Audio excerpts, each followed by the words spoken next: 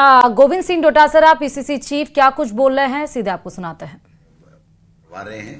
और ब्लॉक की कार्यकारिणी की तमाम लोगों की उपस्थिति करके और इस प्रकार से संगठन में गतिशीलता बनाना और संगठन के लोगों की उपस्थिति पदाधिकारी की सुनिश्चित करने का कार्य हम लोग कर रहे हैं। अभी हमने सरकार के परिसीमन में जो नगर निकाय में और पंचायती राज में जो सरकार मनमाने तरीके से कर रही है और नगर ग्राम पंचायतों को तोड़ रही है, नगर पालिकाओं के वार्डों को चाहे जैसे पुनर्गठित कर रही है, तो इसके लिए भी तमाम जिला कांग्रेस कमेटियों में हमने बैठक बुलाई थी और सारी की सारी जिला कांग्रेस कमेटियों में बैठकें हुई हैं और जहां जहां आपत्ति जो प्रकाशन हो गया है वार्डों का या ग्राम पंचायत का अभी समय है 7 दिन और उन्होंने बढ़ा दिया, लेकिन 27 तारीख नगर निकाय का था, लेकिन काफी जगह 50% से भी ज्यादा जगह 27 तारीख को 28 को अखबार में उनका प्रकाशन आना चाहिए था, नोटिस बोर्ड पे चस्पा होना चाहिए था, लेकिन आज की तारीख तक 50% का भी उन्होंने प्रकाशन नहीं किया है। गुपचुप तरीके से जो बदमाशियां की जा रही हैं और नियमों को तोड़ करके नियम विरुद्ध कार्रवाई ये सरकार कर रही है, उसके खिलाफ जिला कांग्रेस कमेटियों के माध्यम से हमने प्रभारी भेज करके ज्ञापन जिला कलेक्टरों को दिलाया है। और अभी जो 7 दिन बाद में यानी 7 तारीख को शायद जो इनका डेट ग्राम पंचायतों के परिसीमन की है, पंचायत समिति ग्राम पंचायतों के गठन की है, उसमें भी आनन फाने में चाय जैसे ग्राम पंचायतों को तोड़ तोड़ के भेजा जा रहा है। बीजेपी के जो हारे हुए नेता हैं उनके दबाव में और जीते हुए एमएलएज हैं उनके दबाव में पूरा का पूरा सरकारी तंत्र जो है उसके सामने नतमस्तक है।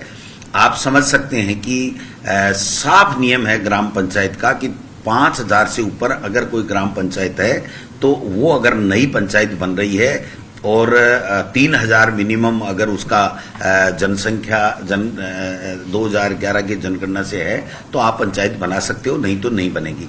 एक ग्राम पंचायत से एक गांव को तोड़ना, दूसरे को उसके अंदर करना, तीसरे में तीसरे को छोड़ना, 50 ग्राम पंचायतें हैं उसमें से 30-30, 35-35 ग्राम पंचायतों को मनमर्जी से डिस्टर्ब किया जा रहा है। लोग इसका विरोध कर रहे हैं, लेकिन अभी तक भी प्रकाशन हो ही नहीं पाया है क्योंकि उन्होंने 7 दिन डेट बढ़ा दी है। तो इस प्रकार से नगर निकाय में और ग्राम पंचायत के परिसीमन में नियमों के विरुद्ध राज्य सरकार जो है वो मनमाने तरीके से कर रही है और एक कमेटी जो भारतीय जनता पार्टी की राजेंद्र जी राठौड़ साहब और अरुण चतुर्वेदी जी और घनश्याम तिवारी जी की जो कमेटी काम कर रही है वो अधिकारियों को मनमाने तरीके से धमका रही है। सीएमओ से बार बार फोन जा रहे हैं कि जो हम चाह रहे हैं वो करो, हमें जैसे तैसे नगर निकाय में और पंचायती राज में हमें एक तरफा बीजेपी का जो है बोर्ड बनाने हैं, चाहे हमको कुछ भी करना पड़े, नियम हमारे लिए कोई मायना नहीं रखता है।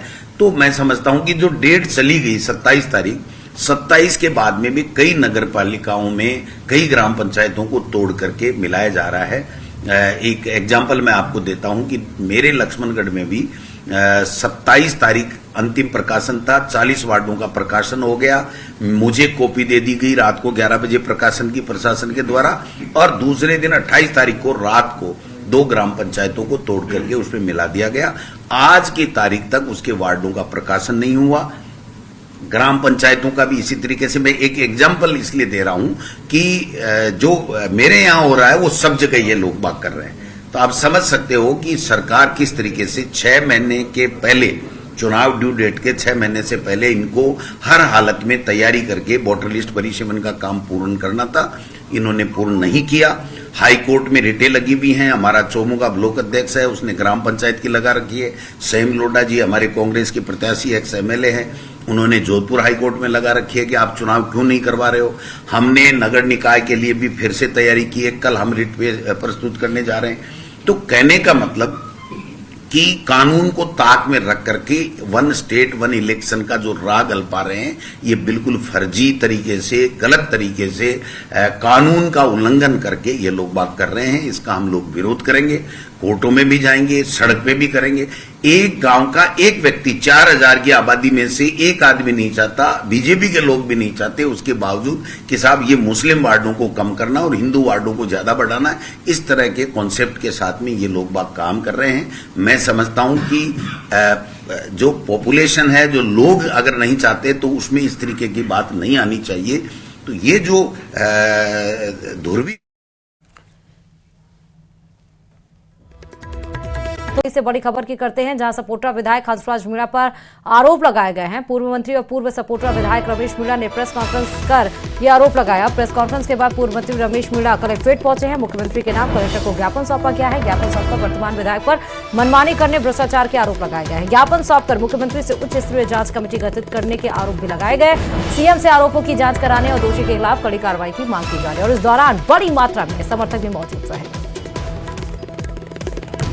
जिनको यदि समय पर राशन नहीं मिले और नरेगा की मजदूरी नहीं मिले तो निश्चित रूप से वो पलायन कर जाते हैं। तो आज हम देख रहे हैं कि हजारों की तादाद में लोग गांव छोड़कर अपने रोजगार के लिए बाहर चले गए हैं, साउथ साइड चले गए हैं, कोई एमपी चला गया, जहां जैसा मिला। नहीं, इससे पहले जब नरेगा चल रहा था तो लोगों को रोजगार यहीं पर मिल रहा था, तो उनको किसी अन्य स्टेट में रोजगार की जरूरत नहीं थी। सीकर के खाटू श्याम जी सदर थाने का फीता काटने की बात को लेकर रेंज आईजी अजयपाल लांबा और दांतारामगढ़ विधायक वीरेंद्र सिंह के बीच नोकझोंक हो गई। आईजी ने दांतारामगढ़ विधानसभा सीट से भाजपा प्रत्याशी रहे गजानंद कुमावत के हाथ में कैंची पकड़ा दी और इसका विरोध करते हुए विधायक वीरेंद्र सिंह ने कैंची छीन ली और आईजी से ही फीता काटने को कहा। उद्घाटन के बाद विधायक ने समर्थकों के साथ नए थाने के बाहर नारेबाजी की। पूरा मामला सीकर के नए खाटू श्याम जी सदर थाने के उद्घाटन के दौरान हुआ।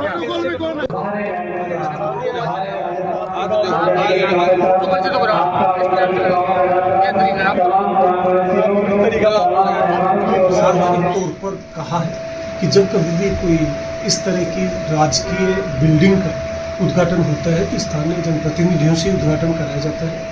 आज जब ये उद्घाटन हो रहा था तो जनप्रतिनिधियों द्वारा इस बात की डिमांड करी गई कि बिल्डिंग का जो फीता काटने की जो रस्म है वो फीता पुलिस महानिरीक्षक काटे। उसके लिए मैंने मना कर दिया क्योंकि ये तो जनप्रतिनिधि ही हमारे सम्मान में, उनके द्वारा ही काटा जाना उचित रहता है। इसी बात से आईजी साहब यहाँ आए, मैंने बाहर खड़े होकर वेट किया, जबकि प्रोटोकॉल में बड़ा हूँ मैं उनसे।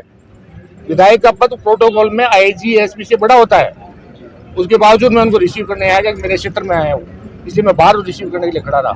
उसके बाद में जो उसने फीता काटने की बात थी, गजानंद मुझे धक्के दे के और बीच में घुस रहा है। यार है क्या वो, धक्के दे के आगे घुस रहा है। शर्म तक नहीं आती है ऐसे आदमी को। चुनाव लड़ती जनता इनको वोट देती है, जिनको डेकोरम पता नहीं, जिनको गाइडलाइन पता नहीं, जिनको व्यवहार तक मालूम नहीं चीज का। अब कार्यक्रम में अब उसके बाद मैं नहीं जाऊंगा इस प्रोग्राम में। इस प्रोग्राम में इसलिए नहीं जाऊंगा कि उन्होंने फीता मेरे मना करने के बाद उससे कटवाया, जो है नहीं। और इस तरीके से लोकतांत्रिक व्यवस्था नहीं चलेगी दांतारामगढ़ में। फीता काटने की बात थी तो फीता काटने में भी कोई ऐसी बात नहीं थी। फीता काटने के लिए आईजी साहब ने कहा कि आप दोनों व्यक्ति काट दो। मैंने उनको खुद कहा है कि आप काट दो, आप एमएलए साहब हैं। कहने नहीं, आईजी साहब काटो। आईजी साहब का मैं एक राज का प्रतिनिधि हूँ, मैं कैसे काट सकता हूँ, आप जनप्रतिनिधि हो, आप काटो। इस बात को लेकर उखड़ गए और चले गए, नाराबाजी करने लगे। वो तो उनके एक आदत सी हो गई है, तो ऐसी विरोध करना है उनको। हाँ, विरोध करना है। अब भाई खाटू में यदि थाना अलग हो गया तो उनके क्या दर्द है। गर्मी आने वाली है, हर किसी को पीने के लिए ठंडा ठंडा कूल कूल पानी चाहिए, लेकिन अब एक बार फिर मिट्टी से बने मटकों की डिमांड भी बढ़ने लगी। जी हां, झुंझुनू में इन दिनों गुजरात से आए डिजाइनर और नल लगे मटकों की खासी डिमांड हो रही है। झुंझुनू शहर के सभी मार्गों पर सड़क किनारे दुकानदारों ने मटके और मिट्टी से बनी पानी की बोतलों के अलावा मिट्टी के अन्य सामान की दुकानें सजा ली हैं। मटके बेचने वाले ने बताया कि प्रधानमंत्री मोदी के वोकल फॉर लोकल के आह्वान के बाद मटकों की डिमांड बढ़ी है। खाटू श्याम जी, सालासर, राड़ी सती, दादी, शांकभरी मैया, जीड़ माता जैसे धार्मिक स्थलों पर आने वाले हरियाणा के श्रद्धालु बड़ी संख्या में झुंझुनू से इस तरह के मटके खरीद रहे हैं। एक आंकलन के अनुसार झुंझुनू में बिकने वाले 70% मटके समेत मिट्टी से बने बर्तन हरियाणा के लोग खरीद रहे हैं।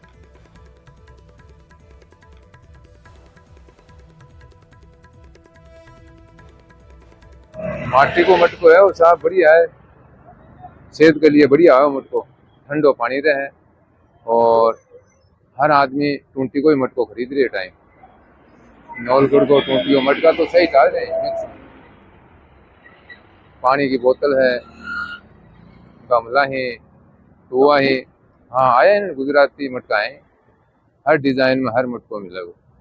बीमारियां दूर करो मटको, बड़ी बड़ी बीमारियां काटे, गैस बीपी शुगर हम दूर करे मटको। श्रीगंगानगर में समर्थन मूल्य पर गेहूं खरीद की प्रक्रिया शुरू हो गई है। न्यूनतम समर्थन मूल्य पर गेहूं की खरीद के लिए जहां 1 और 10 मार्च से ही रजिस्ट्रेशन की प्रक्रिया शुरू कर दी गई है, तो वहीं अब धीरे धीरे मंडियों में भी गेहूं की आवक होने लगी। हालांकि अभी गेहूं की कटाई का काम शुरू ही हुआ है और ऐसे में मंडी समिति का मानना है कि 10 अप्रैल के बाद मंडियों में गेहूं की आवक बढ़ जाएगी। सरकार ने गेहूं का समर्थन मूल्य 2,425 रुपए प्रति क्विंटल तय किया है, जिस पर राज्य सरकार 150 रुपए प्रति क्विंटल बोनस देगी और इस तरह किसानों को कुल 2,575 रुपए प्रति क्विंटल मिलेंगे। 150 रुपए अतिरिक्त प्रति क्विंटल बोनस सरकार देगी। अब केंद्र सरकार द्वारा 2425 रुपए प्रति क्विंटल का न्यूनतम समर्थन मूल्य घोषित किया हुआ है और जिसको राजस्थान सरकार द्वारा 150 रुपए प्रति क्विंटल का बोनस अतिरिक्त किसानों को उनके उत्थान के लिए, आर्थिक उत्थान के लिए अलग से घोषित किया हुआ है। क्योंकि अभी गेहूं कटाई के सीजन पूरे दौर पर नहीं आया है और अभी 2-3 ढेरी आ रही है, जिसमें लेकिन अभी नमी ज्यादा हो रही है गेहूं में। और FCI का जो गेहूं के जो मानक है उसमें 12% के मॉइस्चर होना चाहिए, उससे ज्यादा मॉइस्चर नहीं होना चाहिए। और अभी वर्तमान में 18 से 20% मॉइस्चर आ रहा है, तो गेहूं की आवक भी कम है। उसकी वजह से कम है। इस गेहूं की आवक ज्यादातर मोस्टली गंगानगर जिले में, हनुमानगढ़ जिलों में 10 अप्रैल के बाद ही शुरू होती है। तो यहाँ पर समर्थन मूल्य पर खरीद भी 10 अप्रैल के बाद ही परवान पर चढ़ने की उम्मीद है। धौलपुर में राज्य सरकार ने गिव अप अभियान की अवधि बढ़ा दी है, जिससे अपात्र लोगों को खाद्य सुरक्षा सूची से अपना नाम हटाने का एक और मौका मिल सके। अभियान 31 मार्च तक चलाया जा रहा था, लेकिन अब इसे 30 अप्रैल तक बढ़ा दिया गया है। रसद विभाग के अधिकारी कल्याण सहायक कलोल ने बताया, जिनके पास 4 पहिया वाहन है और इनकम टैक्स देते हैं, सरकारी कर्मचारी हैं या जिनकी इनकम 1 लाख से अधिक है, ऐसे व्यक्ति अपात्र की श्रेणी में आते हैं और ऐसे अपात्र लोगों को खाद्य सुरक्षा से अपना नाम स्वेच्छा से हटवाने का एक और मौका दिया है। रसद अधिकारी ने बताया कि 30 अप्रैल के बाद ऐसे अपात्र लोगों पर कड़ी कार्रवाई की जाएगी और 27 रुपए प्रति किलोग्राम के हिसाब से गेहूं की वसूली की जाएगी। राज्य सरकार ने गिव अप अभियान की अवधि 1 माह के लिए और बढ़ा दी गई। जो लोग स्वेच्छा से अपना नाम खाद्य सुरक्षा से हटाना चाहते हैं, वे लोग 30 अप्रैल तक खाद्य सुरक्षा से अपना नाम हटा सकते हैं। ऐसे लोग जिनके पास 4 पहिया वाहन है, जो सरकारी कर्मचारी है, जिनके 1 लाख से अधिक आय है तथा जो इनकम टैक्स देते हैं, वे लोग अपात्र की श्रेणी में आते हैं। ऐसे लोग अगर 30 अप्रैल तक अपना नाम खाद्य सुरक्षा से पृथक नहीं करवाएंगे तो इनसे 27 रुपये किलो के हिसाब से गेहूं की वसूली की जाएगी। अब तक धौलपुर जिले में